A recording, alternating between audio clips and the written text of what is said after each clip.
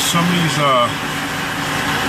super truckers just make me laugh. Like this guy right here. He's a nice guy.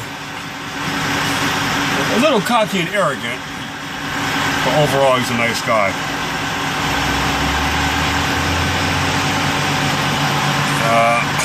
Me and him, we were talking when we were inside the receiving office there, and when I backed into the dock, he happened to be backed into a dock door a few doors down. So he comes over and starts talking to me. You know, we're talking, and we're just shooting the breeze, and I was just organizing my truck and my side box, and he was over helping me. And he says to me, he was like, well, what made you decide to pick the company to work for? I said, you know, they're fine. They treat me good. You know, they give me miles, so on and so forth. So he said, how many years of experience you got?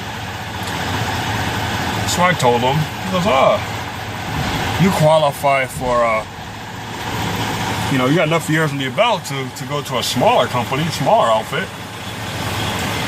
And I'm like, but why? You know, I live by the philosophy, if it's not broke, then don't try to fix it. So, you know, we're sitting there and we're talking. He's talking about his truck, what you're seeing. It was a Freightliner Columbia. It has a glider kit on it. And he's sitting there looking at my truck. And he's looking at it. And he's like, you don't have a catwalk in the back of your truck? I'm like, no. It's cheap. Companies are cheap, you know. They don't, you know, these big companies, they don't, you know, make the trucks like they used to. They don't get the big truck, you know, nice trucks, and they just outfit you guys these cheap little trucks. So then we started talking about pay. So he asked me how much I was making per mile. So I asked him how much he was making per mile. So once he told me and I told him how much, he says, you gotta be kidding me. You can't be making that much per mile. I said, proof is in the pudding, man. Proof is in the pudding. So I showed him. And once he seen how much I was making per mile, he was like, wow, really? I'm like, yep. That's how much I'm making. She said, oh, you're making more than me. So that just goes and proves my point. You know, you don't necessarily have to be with a, you know, you don't really have to, I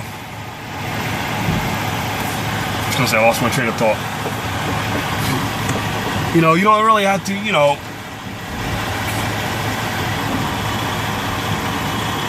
be with a you know, a small company to make a good amount of money. Okay. You know, everybody will associate with, you know, nice trucks. You make good money. It's not always the case. As you can see, yeah, his truck that he has, it is a nice truck. But like, you know, look how much you're paying him an hour versus what I'm getting. And I think he said he was getting something like 35 cents per mile. And when I told him how much I was getting per mile, he couldn't believe it. And I'm like, yeah, look, him in that same cheap old company truck that you were talking about. You know, like I said this before, I said this numerous times, guys. Don't get caught up in a hype with all these companies that got these nice trucks. Just because they got a nice truck doesn't mean you're gonna make, you know, good money.